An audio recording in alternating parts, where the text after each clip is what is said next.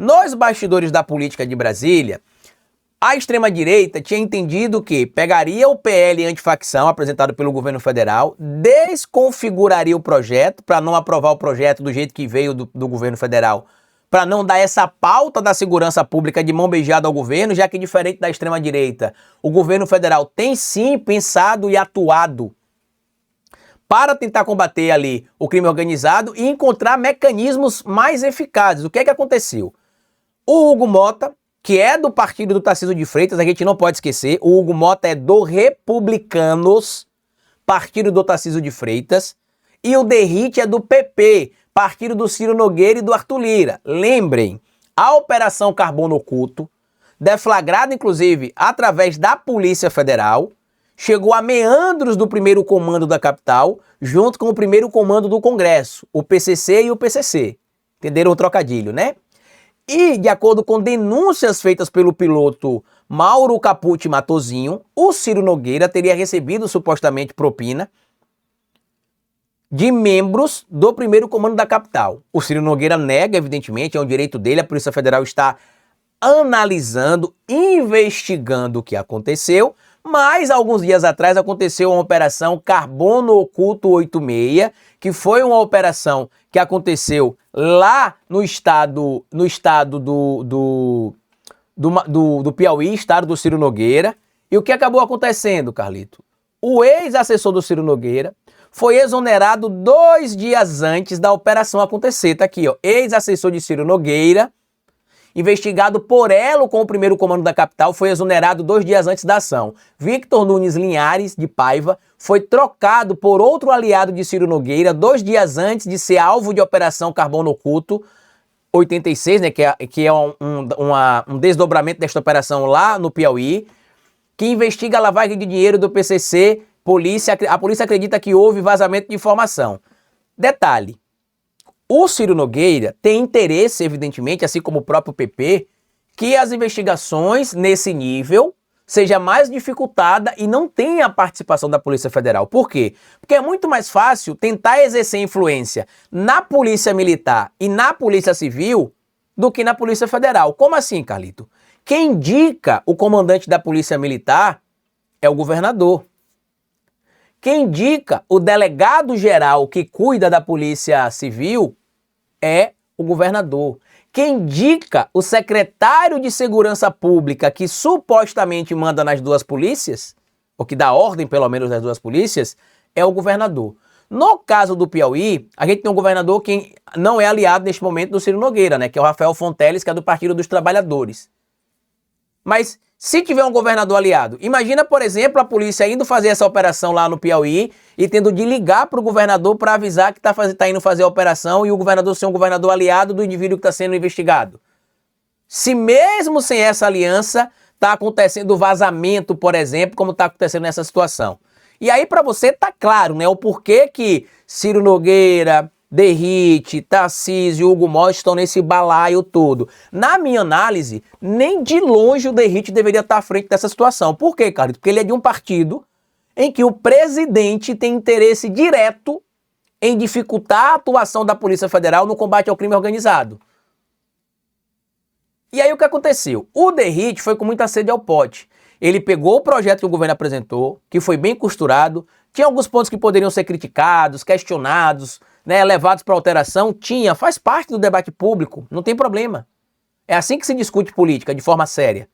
Mas o projeto do governo, o governo ouviu representantes da sociedade civil organizada, representantes do Poder Judiciário, representante das polícias, representante das guardas, representante do Ministério Público, e vai o Derrite, 3 horas depois de ser indicado pelo Hugo Mota, que disse que não tem nenhum tipo de movimentação política na indicação do Derrite.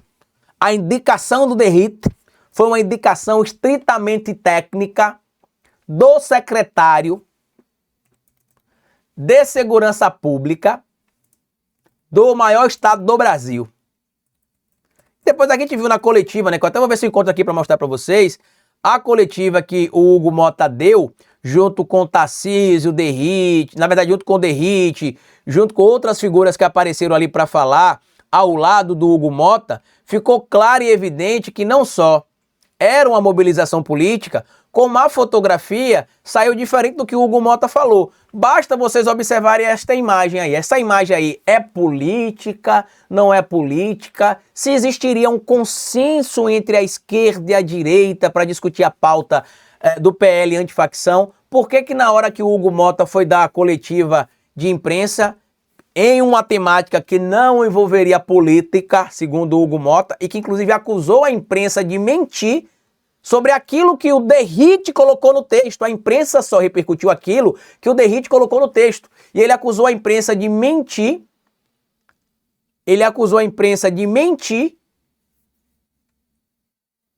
do que estava no texto. E aí ele está aí dizendo aí, né, que é um projeto que não tem política, que não tem isso, que não tem aquilo. Só que claramente não só tem política, como ficou ruim. Ficou tão ruim, meus amigos, para ele, que o que acabou acontecendo? O governador Cláudio Castro precisou se manifestar. Cláudio disse o seguinte, ó: governo Castro avalia que Derrite queimou largada do PL antifacção. Chefe do Executivo do Rio de Janeiro defendeu adiamento da votação ao lado de colegas da direita. E por que que isso aconteceu, Carlito?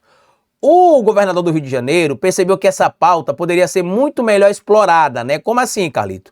Ao invés do Derrite já pegar essa pauta e simplesmente em 3 horas já apresentar um novo texto, sem ouvir a sociedade civil organizada, sem ouvir membros do Ministério Público, sem ouvir ninguém, ele poderia ter viajado o Brasil, ter conversado com governadores de estados distintos, produzido uma peça alegando que estava realmente preocupado com o futuro do país e da segurança pública e amarrando vários desses trechos e vários desses pontos do projeto com a sociedade civil organizada.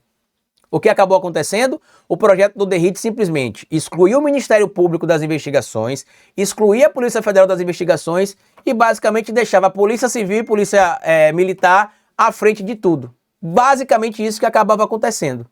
Basicamente isso que acabou acontecendo. Pegou tão mal que até o Dr. Lincoln Gaquia, que é uma pessoa próxima do Derrite, membro do Ministério Público de São Paulo, que está à frente do GAECO, né, que investiga ali o crime organizado de São Paulo, Dr. Lincoln Gaquia, que é o maior especialista hoje no Brasil em combate ao crime organizado, em entendimento sobre facções criminosas, em específico o primeiro comando da capital, a facção que domina o estado do Derrite, por exemplo, e que ele não consegue combater, né? E aí o Cláudio Castro disse que ele errou.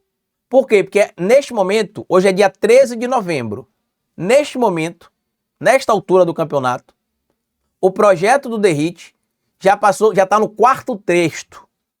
E mesmo no 4º texto, tem vários pontos que são inconstitucionais. Por exemplo, o Derrite quer apresentar essa proposta aí, a ideia de que...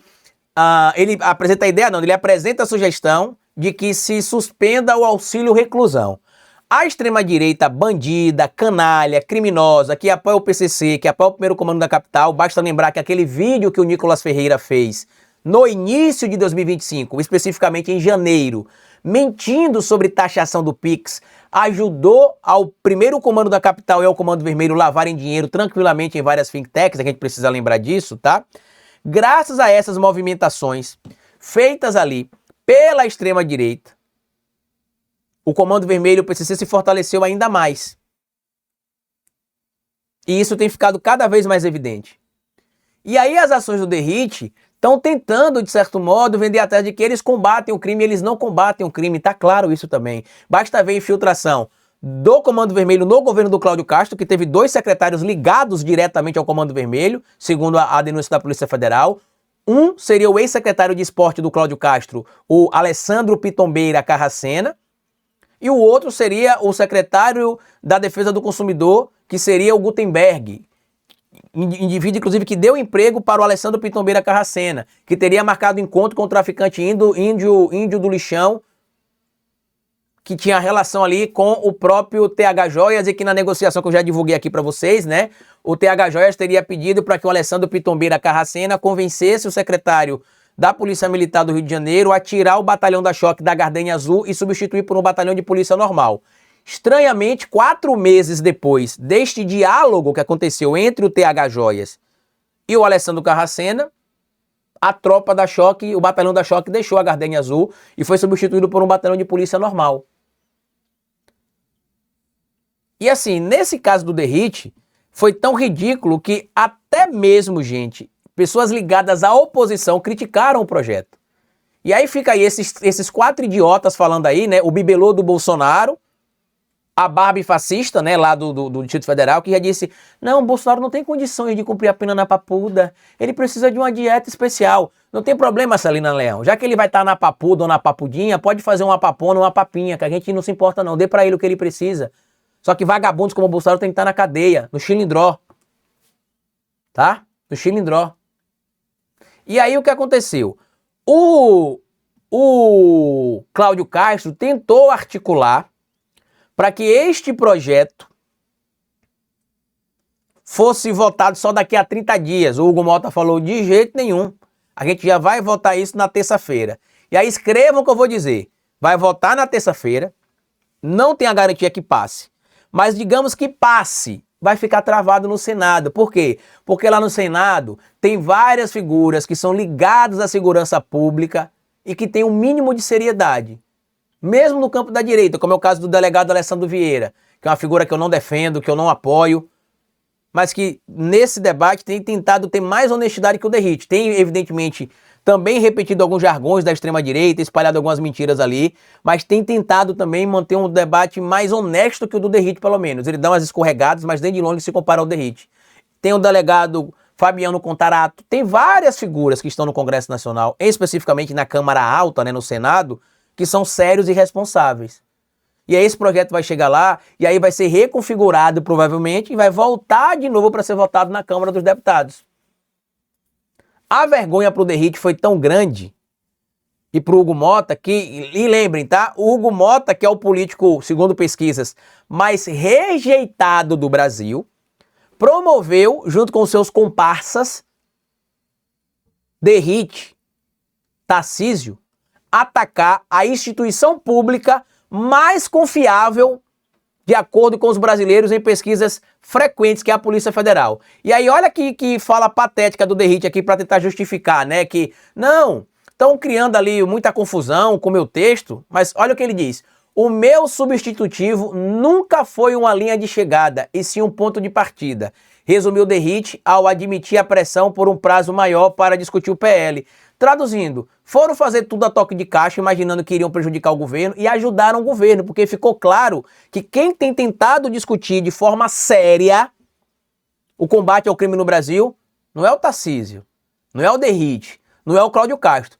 Essas pessoas, na verdade, têm trazido ali os membros de facções criminosas para os seus governos. No caso do Cláudio Castro, 2 figuras do governo dele diretamente ligadas ao crime organizado, uma, segundo a Polícia Federal, sem sombra de dúvida na denúncia, que é o Alessandro Pitombeira Carracena, seria tido ali pela polícia como membro do primeiro comando, do Comando Vermelho, e no caso do Tarcísio, além de a gente ver a infiltração nas estruturas de segurança pública, basta ver quem foi que executou o Vinícius Gritzbach, que foram agentes de segurança pública que deveriam estar ali sob a tutela do Guilherme Derrite, ele não viu nada, não sabe de nada.